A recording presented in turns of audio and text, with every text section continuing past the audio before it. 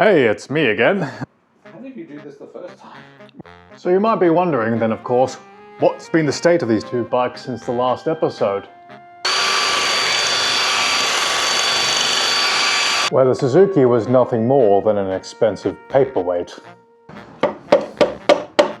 This one here was up and operational, but missing a few parts and caked in a bit of shit. It is disgusting.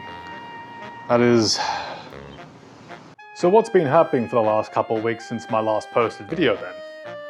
Well, stick along and you'll find out.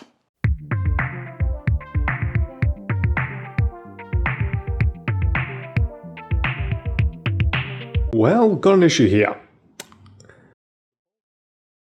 So Mark in the last episode was kind enough to get that bolt out, which was the most difficult one. I ended up making that all for naught, since I snapped it off in the crankcase. Now I had to be very careful here, because any slight mistake and I'm likely going to have to take the engine apart to replace this crankshaft pin. So with the bolts successfully taken out, I sort of admired my handiwork and enjoyed the fact that I managed to get some hands-on experience with this.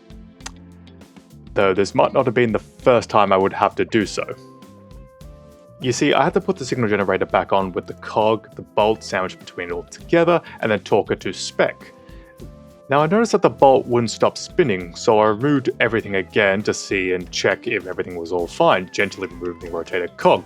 And here is when I noticed my mistake. So I ended up stripping up another bolt here. So I spent another hour removing the second bolt that I managed to snap in the crankcase cover, and I decided to make attempts to put it all on again, except this time not following the torque spec recommendation.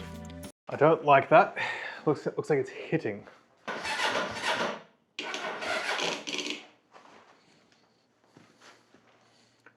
Now that was the sound of a dying battery, so one trip later down to MCAS, I acquired myself a trickle charger and hooked it up to the Suzuki. Now this is a trickle charger, so it will take a little bit of time before the battery is charged. This gave me time to wonder why the signal generator assembly was misbehaving and not doing its intended job.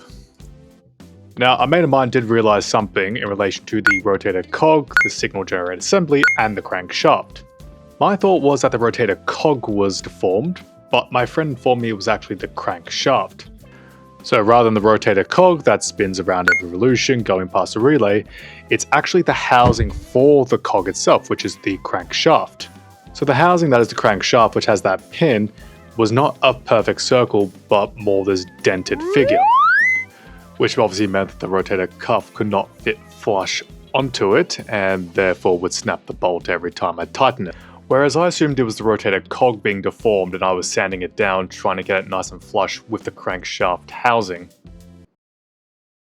So the housing here needed to be sanded down so we could fit the rotator cog on nice and flush. So I bribed my mate with some beer and he thankfully came around and helped me do the signal generator for me instead. And twisted the wires so we can quickly test if the signal generator was a bust or not.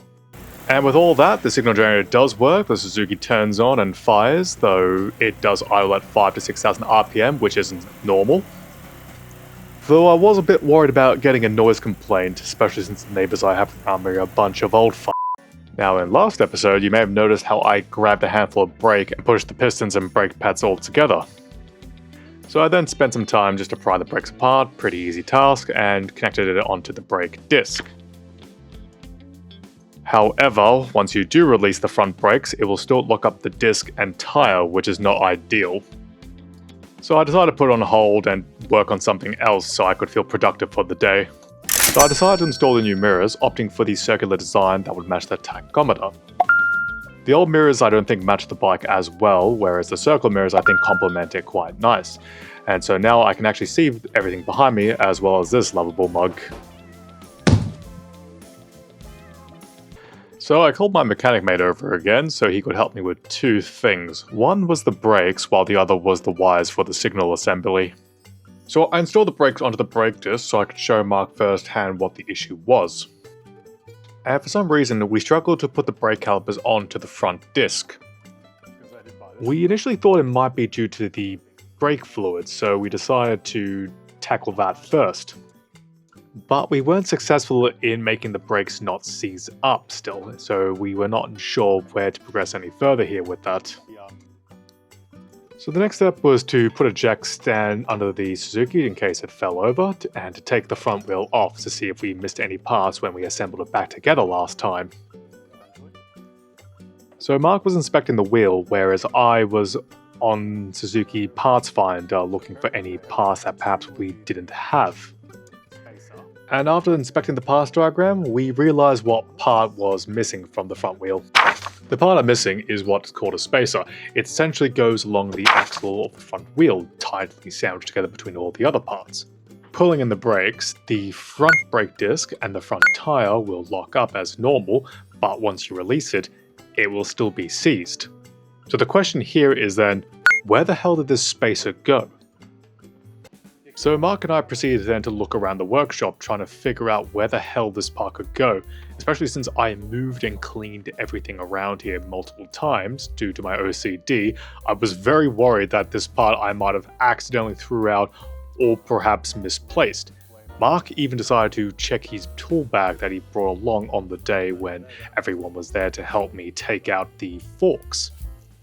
I even messaged my friends who were there on the day to check whether one of them perhaps took the part home with them. This wasn't far off considering that one of the mates almost took the front tire for the Suzuki.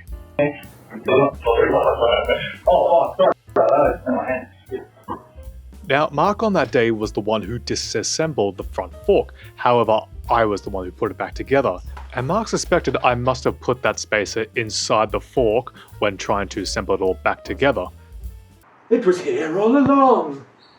So now finding that part, which was a godsend because the part roughly cost about $15 to $20, and I really did not want to spend money on little parts like this. Mark at this point was struggling to put the fork back on, which I can't blame him considering when I had to do it, it was a bit of a struggle. So I decided to watch Mark do it instead of offering any help like a good friend would. How did you do this the first time? I question myself that all the day, every time. Now the next step was to put the tire back on, which involved manhandling it between the forks, sliding the axle inside the hole there, aligning it up correctly, gently hammering it in, and then tightening it all up. The professional mechanic here said I didn't tighten it enough, so I got my big boy out and gave it another hood spar before tightening it all completely. And Mark at this point, like a concerned mum, didn't let me put the brakes on because he was worried that I might have buggered this up. Mark also then had to pry the brake pads apart that was sandwiched together like some Egyptian death trap.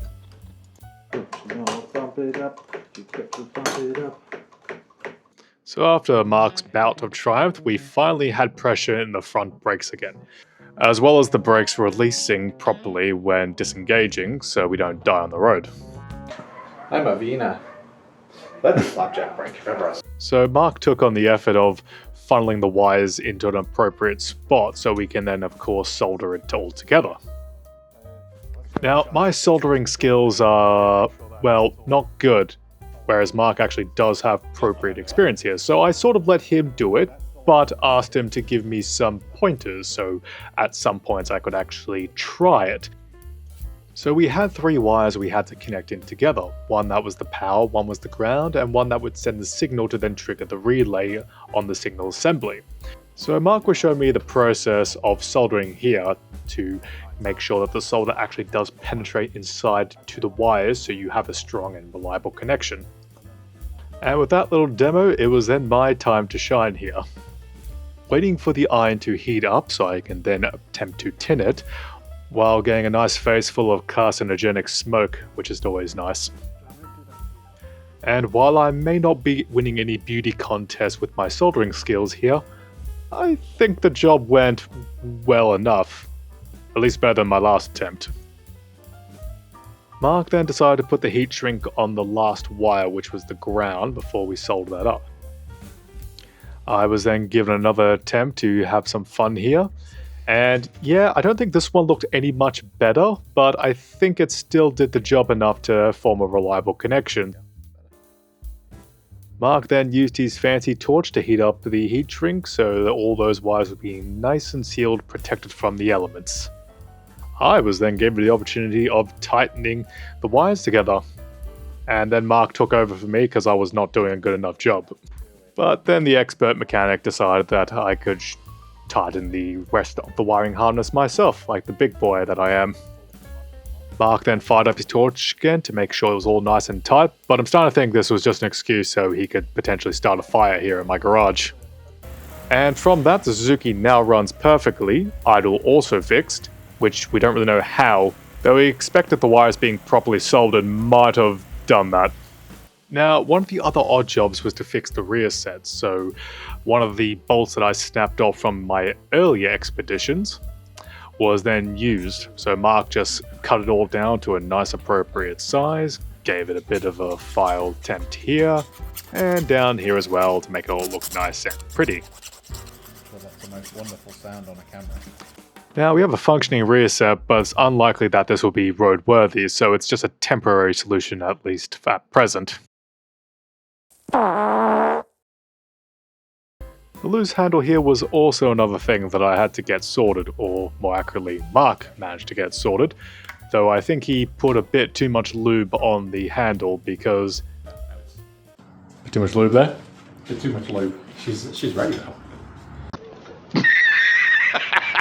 So after hosing down the old girl here, and giving her a nice thorough wash so she's prim and proper ready, we decided to then of course give it another attempt to put the handle back on, this time hopefully sticking there and not being such a loose little thing.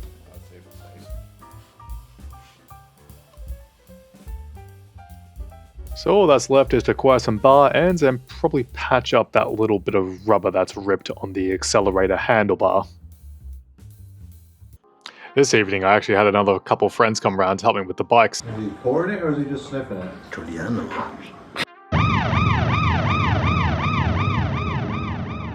Mark took it on himself to do some plastic welding here to patch some bits of the Suzuki on the tail fairings. Whereas Bunsey tagged along with me to Bunnings, since it was the only shop open that would have brake fluid, as well as a gas station so we could get some fresh fuel that didn't smell like paint varnish. Now we got both bikes up and running.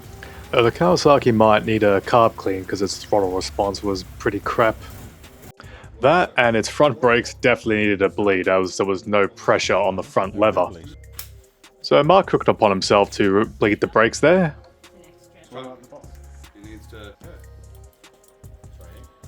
So I acquired a spring so I can finally get the Kawasaki standing on all by itself. And just went into disassembling the kickstand because it was a little bit grimy and needed a little bit of TLC. But before I could even do that, I needed to take the thing off first. Thankfully there wasn't much parts here, so I was confident that I wouldn't lose anything in the process, unlike the fork situation. Anywho, I decided to grab the 3 wise men in my collection, that is WD-40, Workshop Degreaser, and all-purpose lubricant, which I think is just a duplicate of the WD-40. But you can never have enough lube in the workshop. Which all was left was the housing for the kickstand. So I gave that a bit of spray, give it a bit of a brush to agitate the grime and dirt, then finally wiped it all off, and that's actually looking quite nice. So I just need to give a final wipe down before I can put everything back together, hopefully this time not breaking anything like I usually do.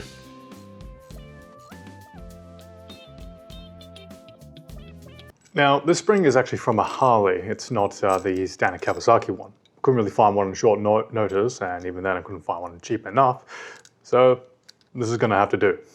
Though it wasn't much struggle time to put the spring on, which was a good sign, or perhaps bad sign considering that the spring should be quite taut.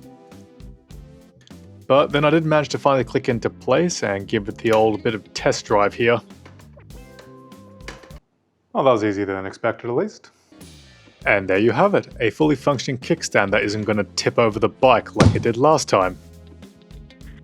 Now, with the kickstand actually on, I could take the bike out properly to give it a thorough cleaning, considering this thing I don't think has seen any love for the past 16 years.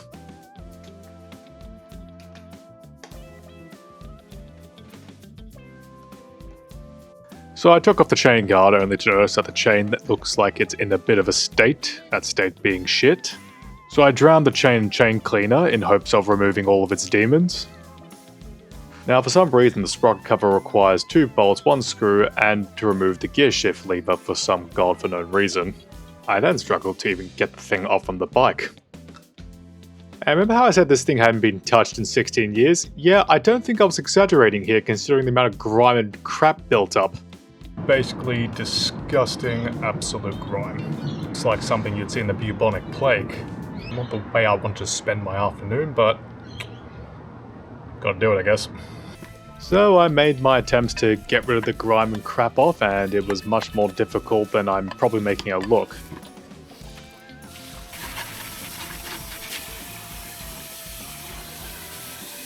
I was even floating the idea of setting this thing on fire just to clean it. I decided to employ some simple green and use a box cutter to chip away at some of the lube that was stuck and dried on there from the years of neglect. Well, I got this looking somewhat respectable. I didn't say it was good, I just said respectable. It's not the most prettiest sprocket cover, but I've at least got rid of most of the dried up lube. So I gave it one more round of waterboarding before then just spraying the sprocket gear a couple times just for safe measure. I'll do. Now I'm back inside, just because it was starting to rain out there. Got most of this stuff clean, and I can say it was due to one of my good free friends' workshop degreaser, which transformed this bike from being a disgusting mess to less of a disgusting mess. Spraying the living Jesus out of this, enough to give this bike a fully working baptism. Overall, I think so far it's a good job.